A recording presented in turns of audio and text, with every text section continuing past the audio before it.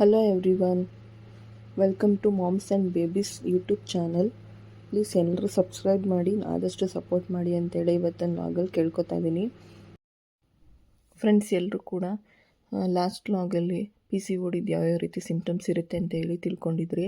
ಹಾಗೆ ಇವತ್ತಿನ ಲಾಗಲ್ಲಿ ನಾನು ಪಿ ಸಿ ಓಡಿನ ಯಾವ ರೀತಿ ಮನೇಲೇ ಕಮ್ಮಿ ಮಾಡ್ಕೋಬಹುದು ಅನ್ನೋದನ್ನು ಇವತ್ತಿನ ಲಾಗಲ್ಲಿ ತಿಳಿಸ್ಕೊಡ್ತಾ ಇದ್ದೀನಿ. ಪ್ಲೀಸ್ ಆದಷ್ಟು ಇಷ್ಟ ಆದರೆ ಲೈಕ್ ಮಾಡಿ, ಆದಷ್ಟು ಶೇರ್ ಮಾಡಿ ಅಂತೇಳಿ ಇವತ್ತಿನ ಲಾಗ್ನ ಸ್ಟಾರ್ಟ್ ಮಾಡ್ತಾಯಿದ್ದೀನಿ. ಅಂದರೆ ಎಲ್ರಿಗೂ ಕೂಡ ಪಿ ಸಿ ಓಡಿ ಪ್ರಾಬ್ಲಮಿಂದ ಮಗು ಆಗ್ತಾಯಿಲ್ಲ ಅಂತೇಳಿ ಎಲ್ಲರೂ ಕೂಡ ಯೋಚನೆ ಮಾಡಿಕೊಂಡು ಸ್ವಲ್ಪ ಸಫರ್ ಪಡ್ತಿರ್ತಾರೆ. ಬಟ್ ಅದನ್ನು ಯಾವ ರೀತಿಯೂ ಮನೇಲೇ ಕಮ್ಮಿ ಮಾಡ್ಕೋಬೋದು ಅನ್ನೋದನ್ನು ನಾನು ಈ ರೀತಿ ತಿಳಿಸ್ಕೊಡ್ತಾ ಇದ್ದೀನಿ. ನಾನು ಹೇಳೋಂಥ ಟೆಕ್ನಿಕ್ನ ನೀವು ಉಪಯೋಗಿಸಿದ್ರೆ ಆರಾಮಾಗಿ ನೀವು ಪಿ ಸಿ ಓಡಿ ಪ್ರಾಬ್ಲಮ್ನ ಮನೇಲೇ ಕಮ್ಮಿ ಮಾಡ್ಕೋಬೋದು. ಪಿ ಸಿ ಓಡಿ ಅಂದರೆ ಆಲ್ಮೋಸ್ಟ್ ಎಲ್ರಿಗೂ ಕೂಡ ಗೊತ್ತಿರೋದೇ. ಹಾಗೆ ನಾನೇ ಕೂಡ ತಿಳಿಸ್ಕೊಟ್ಟಿದ್ದೀನಿ. ಹಾಗೆ ಅದರಿಂದ ಯಾವ್ಯಾವ ಸಿಂಪ್ಟಮ್ಸ್ ಇರುತ್ತೆ, ಹಾಗೆ ಯಾವ ರೀತಿ ತೊಂದರೆ ಆಗುತ್ತೆ ಅನ್ನೋದು ಕೂಡ ತಿಳಿಸ್ಕೊಟ್ಟಿದ್ದೀನಿ. ಹಾಗೆ ಅದನ್ನು ಯಾವ ರೀತಿ ಕಮ್ಮಿ ಮಾಡ್ಕೋಬೇಕು ಅನ್ನೋದು ಕೂಡ ಇವಾಗ ತಿಳಿಸ್ಕೊಡ್ತಾ ಇದ್ದೀನಿ.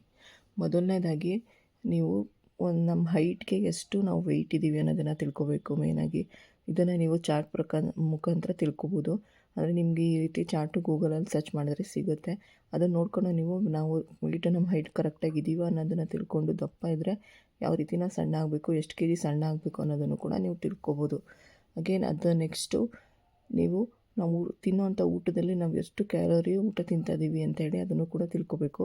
ಅಂದರೆ ಯಾವ್ಯಾವ್ದು ಫುಡ್ಡು ಎಷ್ಟೆಷ್ಟು ಕ್ಯಾಲರಿ ಇದೆ ಅನ್ನೋದು ಕೂಡ ನಿಮಗೆ ಚಾರ್ಟ್ ಮುಖಾಂತರ ತಿಳ್ಕೊಬೋದು. ಅದು ಕೂಡ ನಿಮಗೆ ಗೂಗಲಲ್ಲೇ ಕೂಡ ಸಿಗುತ್ತೆ. ಹಾಗೆ ನೆಕ್ಸ್ಟು ನಾವು ಒಳ್ಳೆ ಊಟ ಎಷ್ಟು ಪರ್ಸೆಂಟ್ ಮಾಡ್ತಾಯಿದ್ದೀವಿ, ಹಾಗೆ ಅಂದರೆ ಜಂಕ್ ಫುಡ್ ಅದು ಇದೆಲ್ಲ ಯಾವ ರೀತಿ ಅದನ್ನು ಎಷ್ಟು ಪರ್ಸೆಂಟ್ ತಿಂತಾಯಿದ್ದೀವಿ, ನಾವು ಹೆಲ್ತಿ ಫುಡ್ ಯಾವ ರೀತಿ ಎಷ್ಟು ಪರ್ಸೆಂಟ್ ನಮ್ಮ ಬಾಡಿಗೆ ಸೇರ್ತಾಯಿದೆ ಅನ್ನೋದು ಕೂಡ ನಾವು ಡಯೆಟ್ ಯಾವ ರೀತಿ ಬ್ಯಾಲೆನ್ಸ್ ಮಾಡಬೇಕು ಅನ್ನೋದನ್ನು ಕೂಡ ನಾವು ಈ ಚಾರ್ಟ್ ಮುಖಾಂತರ ತಿಳ್ಕೊಬೋದು. ಹಾಗೆ ನಾನು ಮೇಯ್ನಾಗಿ ಇಂಪಾರ್ಟೆಂಟಾಗಿ ಹೇಳೋದೇನೆಂದರೆ, ನೀವು ಆಲ್ಮೋಸ್ಟ್ ನಿಮ್ಮ ಊಟದಲ್ಲಿ ರೈಸ್ನ ಕಮ್ಮಿ ಮಾಡ್ತಾ ಬಂದರೆ ನೀವು ಆರಾಮಾಗಿ ನಿಮ್ಮ ವೆಯ್ಟ್ನ ಕಮ್ಮಿ ಮಾಡ್ಕೊಂಬರ್ಬೋದು. ಯಾವ ರೀತಿ ಅಂದರೆ, ನೀವು ಬೆಳಗ್ಗೆ ಬ್ರೇಕ್ಫಾಸ್ಟ್ಗೆ ಮತ್ತು ನೈಟು ಡಿನ್ನರ್ಗೆ ನೀವು ರೈಸ್ನ ತೊಗೋಬಾರ್ದು. ರೈಸ್ ತಿಂದೇ ಇರಬೇಕು ಅಂತಲೂ ನಾನು ಹೇಳ್ತಾ ಇಲ್ಲ. ತಿಂದ್ರೇನು ತಪ್ಪಿಲ್ಲ, ಬಟ್ ನೀವು ಮಧ್ಯಾಹ್ನ ತಿನ್ನೋದ್ರಿಂದ ಅದು ಏನು ಪ್ರಾಬ್ಲಮ್ ಆಗೋಲ್ಲ. ಬಟ್ ಬೆಳಗ್ಗೆ ಮತ್ತು ನೈಟ್ ತಿಂದಷ್ಟು ನೀವು ಆ್ಯಕ್ಟಿವ್ ಆಗಿರೋಕ್ಕಾಗಲ್ಲ. ಅದರಿಂದನೂ ಕೂಡ ನಿಮ್ಮ ವೆಯ್ಟು ಜಾಸ್ತಿ ಆಗ್ತಾ ಹೋಗುತ್ತೆ. ಹಾಗೆ ಅನ್ನದ ಬದಲು ಸ್ವಲ್ಪ ತರಕಾರಿ ಸೊಪ್ಪನ್ನೇ ಸ್ವಲ್ಪ ಜಾಸ್ತಿ ತಿಂದು ಅನ್ನನ ಸ್ವಲ್ಪ ಕಮ್ಮಿ ತಿನ್ಕೊಂಬಂದರೆ ಅದರಿಂದನೂ ಕೂಡ ನೀವು ವೆಯ್ಟ್ ಲಾಸ್ ಮಾಡ್ಬೋದು. ಅದರಿಂದನೂ ಕೂಡ ನಿಮ್ಮ ಹೊಟ್ಟೆ ಭಾಗ ಕಮ್ಮಿ ಆಗುತ್ತೆ. ಆವಾಗ ಸ್ವಲ್ಪ ಪಿ ಸಿ ಓಡಿ ಪ್ರಾಬ್ಲಮ್ ಕೂಡ ಕಮ್ಮಿ ಆಗುತ್ತೆ.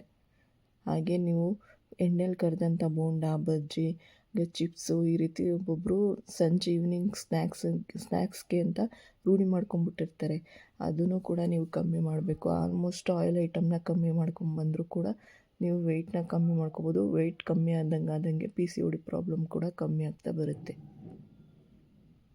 ಹಾಗೆ ಇದ್ರ ಜೊತೆಗೆ ನೀವು ಅಂದರೆ ಒಬ್ಬೊಬ್ಬರು ಏನು ಮಾಡ್ತಾರೆ, ಟೀನ ಮತ್ತು ಕಾಫಿನ ಅವರು 1 ಅವರ್ಗೆ ಒಂದು ಸಲನಾದರೂ ಕುಡಿಯೋಕ್ಕೆ ಅಂದರೆ ಅಭ್ಯಾಸ ಮಾಡ್ಕೊಬಿಟ್ಟಿರ್ತಾರೆ. ಒಬ್ಬೊಬ್ಬರು ಇವಾಗ ಸ್ಮೋಕಿಂಗು ಅದು ಇದು ಅಭ್ಯಾಸ ಹೆಂಗೆ ಮಾಡ್ಕೊಂಡಿರ್ತಾರೆ, ಹಾಗೆ ಒಬ್ಬೊಬ್ಬರು ಟೀ ಕುಡಿಯೋದನ್ನ ಅಭ್ಯಾಸ ಮಾಡ್ಕೊಂಡಿರ್ತಾರೆ. ಇದರಿಂದನೂ ಕೂಡ ನಿಮಗೆ ವೆಯ್ಟ್ ಜಾಸ್ತಿ ಆಗುತ್ತೆ. ಹಾಗೆ ಪಿ ಸಿ ಓಡಿ ಪ್ರಾಬ್ಲಮ್ ಕೂಡ ಆಗುತ್ತೆ. ನೀವು ಆಲ್ಮೋಸ್ಟು ಟೀ ಮತ್ತು ಕಾಫಿನ ಕಮ್ಮಿ ಮಾಡ್ಕೊಂಡು ಬಂದಷ್ಟು, ಅಂದರೆ ಅದನ್ನು ಕುಡಿಲೇಬಾರ್ದು ಅಂತೇನಿಲ್ಲ, ನೀವು ಒಂದು ಸ್ವಲ್ಪ ಕಮ್ಮಿ ಮಾಡಿ ಕೊನೆಗೆ ಅದನ್ನು ಬಿಟ್ಬಿಡೋವರೆಗೂ ಕೂಡ ನೀವು ಟ್ರೈ ಮಾಡಬೇಕು. ಅದರಿಂದ ನಮ್ಮ ಹೆಲ್ತೇ ಚೆನ್ನಾಗಿರೋದಲ್ವ, ಅದಕ್ಕೋಸ್ಕರ. ಹಾಗೆ ಕಾಫಿ ಅಂತೂ ನೀವು ಎದ್ದ ತಕ್ಷಣ ಬೆಡ್ ಕಾಫಿ ಅಂತೇಳಿ ಒಬ್ಬೊಬ್ಬರು ಎದ್ದ ತಕ್ಷಣ ಕಾಫಿ ಕುಡಿತಾರೆ. ಬಟ್ ಅದು ಕೂಡ ನಮಗೆ ಓವರ್ ಗ್ಯಾಸ್ಟ್ರಿಕ್ ಮಾಡುತ್ತೆ. ಓವರ್ ಗ್ಯಾಸ್ಟ್ರಿಕ್ ಆದಷ್ಟು ವೆಯ್ಟ್ ಜಾಸ್ತಿ ಆಗುತ್ತೆ. ಇದನ್ನು ಕೂಡ ನಾವು ಕಮ್ಮಿ ಮಾಡ್ಕೊಂಬಂದರೆ ನಮ್ಮ ವೆಯ್ಟ್ನ ಕಮ್ಮಿ ಮಾಡ್ಬೋದು.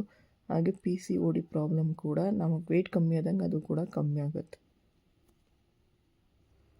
ಹಾಗೆ ನೆಕ್ಸ್ಟು ನಾವು ಚಪಾತಿ, ರೋಟಿ ಈ ರೀತಿ ನಮ್ಮ ಫುಡ್ಡಲ್ಲಿ ನಾವು ಜಾಸ್ತಿ ತೊಗೊಂಡಷ್ಟು ನಮ್ಮ ವೆಯ್ಟ್ ಕಮ್ಮಿ ಆಗುತ್ತೆ. ಹಾಗೆ ನಾವು ಹೆಲ್ತಿ ಫುಡ್ಡನ್ನು ತೊಗೋಬೇಕು.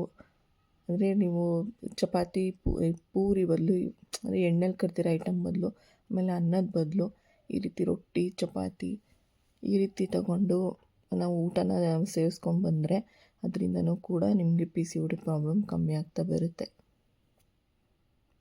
ಹಾಗೆ ನೆಕ್ಸ್ಟು ನೀವು ದಿನಕ್ಕೆ ಒಂದು 4 ಲೀಟರ್ ಆದರೂ ನೀರು ಕುಡಿಬೇಕು. ಏಕೆಂದರೆ ನಾವು ನೀರು ಎಷ್ಟು ಕುಡಿತೀವೋ ಅಷ್ಟು ತುಂಬ ಒಳ್ಳೆಯದು ಬಾಡಿಗೆ. ಮಿನಿಮಮ್ ಅಂದರೂ 4 ಲೀಟರ್ ನೀರು ಕುಡಿಬೇಕು. ಅದಕ್ಕಿಂತ ಜಾಸ್ತಿ ಕುಡಿದ್ರೆ ಏನು ತಪ್ಪಿಲ್ಲ, ಬಟ್ ಕಮ್ಮಿ ಕುಡಿಬಾರ್ದು. ಇದರಿಂದನೂ ಕೂಡ ನೀವು ಪಿ ಸಿ ಓಡಿನ ಕಮ್ಮಿ ಮಾಡ್ಕೋಬೋದು.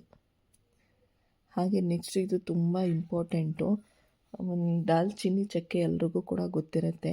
ನೀವು ಆ ಚಕ್ಕೆನ ಪುಡಿ ಮಾಡಿಟ್ಕೊಂಡು ಬೆಳಗ್ಗೆ ಎದ್ದ ತಕ್ಷಣ ಬಿಸಿನೀರಿಗೆ ಅಂದರೆ ಉಗುರು ಬೆಚ್ಚದ ನೀರಿಗೆ 1 ಟೇಬಲ್ ಸ್ಪೂನ್ ಹಾಕ್ಕೊಂಡು ಪೌಡ್ರನ್ನ ಅದ್ರ ಜೊತೆಗೆ ನಿಮ್ಗೆ ಬರೀ ಕುಡಿಯೋಕ್ಕಾಗಿಲ್ಲ ಅಂದರೆ ಸ್ವಲ್ಪ ಲೆಮನ್ ಸ್ವಲ್ಪ ಹನಿ ಮಿಕ್ಸ್ ಮಾಡಿಕೊಂಡು ನೀವು ವೀಕ್ಲಿ ಅಂದರೆ 3 ಡೇಸ್ಗೊಂದ್ಸಲಿ ಅಂದರೆ 3 ದಿನಕ್ಕೊಂದ್ಸಲ ಅಥವಾ ವಾರಕ್ಕೆ 2 ಸಲ ಅಂದರೆ ವೀಕ್ಲಿ 2 ಡೇಸ್ ಈ ರೀತಿ ನೀವು ತೊಗೊಳ್ತಾ ಬಂದರೆ ನಿಮ್ಗೆ PCOD ಪ್ರಾಬ್ಲಮ್ ಅನ್ನೋದೇ ಇರೋದಿಲ್ಲ.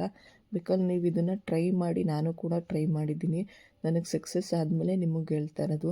ಇದು ತುಂಬ ಒಳ್ಳೆಯದು PCOD ಪ್ರಾಬ್ಲಮ್ ಕಮ್ಮಿ ಮಾಡ್ಕೊಳ್ಳೋದಕ್ಕೆ. ನೀವು ಮಾಮೂಲಿ ಉಗುರು ಬೆಚ್ಚದ ನೀರಿಗೆ 1 ಟೇಬಲ್ ಸ್ಪೂನು ಇದನ್ನು ಪುಡಿ ಮಾಡಿ ಇಟ್ಕೊಂಡ್ರೆ ಸಾಕು. ನೀವು ಅದನ್ನು ಯೂಸ್ ಮಾಡ್ಕೊಂಡ್ಬಂದರೆ ಇದು ತುಂಬ ಎಕ್ಸೆಸ್ ಆಫ್ ಹೀಟ್ ಇರೋದ್ರಿಂದ ನೀವು ಡೈಲಿ ತೊಗೋಬಾರ್ದು ಅಷ್ಟೇ. 3 ಡೇಸ್ಗೊಂದ್ಸಲ ಹಾಗೆ ವೀಕ್ಲಿ 2 ಡೇಸು ಈ ರೀತಿ ತೊಗೊಂಡು ಬಂದರೆ ಅದರಿಂದನೂ ಕೂಡ PCOD ಪ್ರಾಬ್ಲಮ್ ಕಮ್ಮಿ ಆಗುತ್ತೆ. ಹಾಗೆ ಇದ್ರ ಜೊತೆಗೆ ನೀವು ಮೆಂತ್ಯ ಕಾಳು ಎಲ್ರಿಗೂ ಗೊತ್ತಿರೋದೇನೆ. ಮೆಂತ್ಯ ಇದನ್ನು ನೀವು ನೆನೆಸ್ಬಿಟ್ಟು ಬೆಳಗ್ಗೆ ಎದ್ದು ಆ ನೀರು ಕುಡಿದ್ರೂ ಪರವಾಗಿಲ್ಲ, ಅಥವಾ ಇದನ್ನು ಕೂಡ ಪೌಡ್ರ್ ಮಾಡಿ ಇಟ್ಕೊಂಡು ಸೇಮ್ ಚಕ್ಕೆ ಪುಡಿ ಹೆಂಗೆ ಕುಡಿತೀರೋ ಅದೇ ರೀತಿ ಇದನ್ನು ಕೂಡ 1 ಟೇಬಲ್ ಸ್ಪೂನ್ನ ನೀರಿಗೆ ಮಿಕ್ಸ್ ಮಾಡ್ಕೊಂಡು ಕುಡಿತಾ ಬಂದರೆ ಇದರಿಂದನೂ ಕೂಡ PCOD ಪ್ರಾಬ್ಲಮ್ ಕಮ್ಮಿ ಮಾಡ್ಕೋಬೋದು. ಹಾಗೆ ಅದು ಚಕ್ಕೆ ಎಕ್ಸಿಸ್ ಆಫ್ ಹೀಟ್ ಆಗಿರೋದ್ರಿಂದ ಇದು ಸ್ವಲ್ಪ ತಂಪಾಗಿರೋದ್ರಿಂದ ಎರಡೂ ಕೂಡ ಬ್ಯಾಲೆನ್ಸ್ ಆಗುತ್ತೆ. ಒಂದಿನ ಚಕ್ಕೆ ನೀರು ಕುಡಿದ್ರೆ ಇನ್ನೊಂದು ದಿನ ಮೆಂತ್ಯ ನೀರು ಕುಡೀರಿ. ಇದರಿಂದನೂ ಕೂಡ ನಿಮಗೆ PCOD ಕಮ್ಮಿ ಆಗುತ್ತೆ. ಬಾಡಿ ಟೆಂಪ್ರೇಚರ್ ಕೂಡ ಅಂದರೆ ಸಮನಾಗಿರುತ್ತೆ, ಅಂದರೆ ತುಂಬ ಹೀಟು ಇರೋಲ್ಲ ಕೋಲ್ಡು ಇರೋಲ್ಲ, ಆ ರೀತಿ ಇರುತ್ತೆ. ಹಾಗೆ ನೆಕ್ಸ್ಟು ನೀವು ಬಟರ್ಫ್ಲೈ ಎಕ್ಸಸೈಸ್ ಮಾಡಬೇಕು. ಇದು PCOD ಪ್ರಾಬ್ಲಮ್ ಇರೋರಿಗೆ ತುಂಬ ಅಂದರೆ ತುಂಬ ಇಂಪಾರ್ಟೆಂಟು. ಇದು ಆಲ್ಮೋಸ್ಟ್ ಹೊಟ್ಟೆಗೆ ಸಂಬಂಧಪಟ್ಟಿದ್ದ ಎಕ್ಸಸೈಸು. ಇದರಿಂದ PCOD ಪ್ರಾಬ್ಲಮ್ ಕಮ್ಮಿ ಆಗೇ ಆಗುತ್ತೆ. ಇದು ಕೂಡ ತುಂಬ ಇಂಪಾರ್ಟೆಂಟು. ನೀವು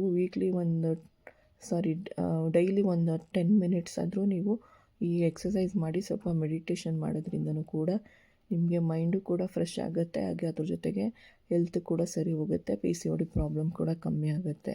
ಹಾಗೆ ಕನ್ಸೀವ್ ಕೂಡ ಆಗ್ಬೋದು. ಈ ರೀತಿ ನೀವು ರೂಢಿಸ್ಕೋಬೇಕಷ್ಟೇ. ಡೈಲಿ ನಾವು ಈ ರೀತಿ ಮಾಡಲೇಬೇಕು. ಒಂದಿನ ಮಿಸ್ ಮಾಡಿ ಒಂದಿನ ಮಾಡೋದು ಆ ರೀತಿಯೂ ಮಾಡಬಾರ್ದು. ಹಾಗೆ ನೆಕ್ಸ್ಟು ನಾವು ಜಾಸ್ತಿ ನಮ್ಮ ಊಟದಲ್ಲಿ ಸ್ವಲ್ಪ ವೆಜಿಟೇಬಲ್ಸು, ಫ್ರೂಟ್ಸು ಇದನ್ನು ಜಾಸ್ತಿ ತೊಗೋಬೇಕು. ಅಂದರೆ ಹಣ್ಣು ತರಕಾರಿ ಜಾಸ್ತಿ ಇದ್ದಷ್ಟು ತುಂಬ ಒಳ್ಳೆಯದು, ಅದು ಹೆಲ್ತಿ ಫುಡ್ಡೇ ಆಗಿರುತ್ತೆ. ನಾವು ಊಟಕ್ಕಿಂತ ಜಾಸ್ತಿ ಇದನ್ನು ತೊಗೊಂಡಷ್ಟು ಸೊಪ್ಪು, ತರಕಾರಿ ಹಾಗೆ ಹಣ್ಣುಗಳು ಈ ರೀತಿ ತೊಗೊಂಡ್ರೆ ತುಂಬ ಒಳ್ಳೆಯದು. ಹಾಗೆ ದಾಳಿಂಬೆ ಹಣ್ಣು, ಬೀಟ್ರೂಟು ಹಾಗೆ ಕಪ್ಪು ದ್ರಾಕ್ಷಿ ಇದು 3 ತುಂಬ ಬ್ಲಡ್ ಚೆನ್ನಾಗಿರುತ್ತೆ ನಮಗೆ. ದಾಳಿಂಬೆ ಹಣ್ಣು ಆಲ್ಮೋಸ್ಟ್ ಎಲ್ರಿಗೂ ಗೊತ್ತು, ಬೀಟ್ರೂಟಿಂದನೂ ಬ್ಲಡ್ ಚೆನ್ನಾಗಿರುತ್ತೆ. ಅದರಿಂದ 3ನ ಸ್ವಲ್ಪ ಜಾಸ್ತಿ ತೊಗೋಬೇಕು. ಹಾಗೆ ಅದ್ರ ಜೊತೆಗೆ ನೀವು ಬಾದಾಮಿ ಎಲ್ರಿಗೂ ಗೊತ್ತಿರೋದೇನೆ ನೋಡಿ, ಡೈಲಿ ನೀವು 4 ಬಾದಾಮಿನಾದರೂ ತೊಗೋಬೇಕು. ಈ ರೀತಿ ನೀರಲ್ಲಿ ನೆನೆಸಿಟ್ಬಿಟ್ಟು ಸಿಪ್ಪೆನ ತೆಗೆದುಬಿಟ್ಟು ಈ ರೀತಿ ನೆನೆಸಿಟ್ಬಿಟ್ಟು ತೊಗೊಳೋದ್ರಿಂದ ತುಂಬ ಒಳ್ಳೆಯದು. ಅಂದರೆ ಅದು ಆಲ್ಮೋಸ್ಟ್ ನೆಂದಿರೋದ್ರಿಂದ ಸಿಪ್ಪೆ ಆರಾಮಾಗಿ ತೆಗಿಬೋದು. ಆ ರೀತಿ ಅಂದರೆ ನಿಮಗೆ ಎಲ್ಲ ಡ್ರೈ ಫ್ರೂಟ್ಸ್ ತೊಗೊಳಕ್ಕಾಗಲಿಲ್ಲ ಅಂದರೂ ಅಟ್ಲೀಸ್ಟ್ ಬಾದಾಮಿನಾದರೂ ತೊಗೊಳ್ಳಿ. ಇದು ಕೂಡ ಹೆಲ್ತ್ಗೆ ತುಂಬ ಒಳ್ಳೆಯದು.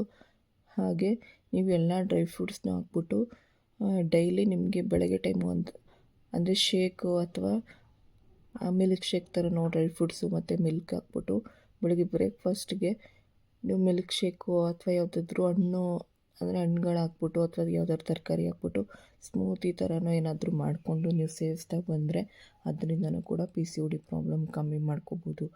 ನಾನು ಹೇಳಿದಷ್ಟು ಟೆಕ್ನಿಕ್ನ ಉಪಯೋಗಿಸ್ಕೊಂಡು ನೀವು ಬ್ಯಾಲೆನ್ಸ್ ಮಾಡ್ತಾ ಬಂದರೆ ನಿಜವಾಗ್ಲೂ PCOD ಪ್ರಾಬ್ಲಮ್ನ ಮನೆಯಲ್ಲೇ ಕಮ್ಮಿ ಮಾಡ್ಕೋಬೋದು ಫ್ರೆಂಡ್ಸ್. ಇವತ್ತಿನ ಲಾಗ್ ಇಷ್ಟ ಆಗಿದ್ರೆ ಲೈಕ್ ಮಾಡಿ. Thank you for watching.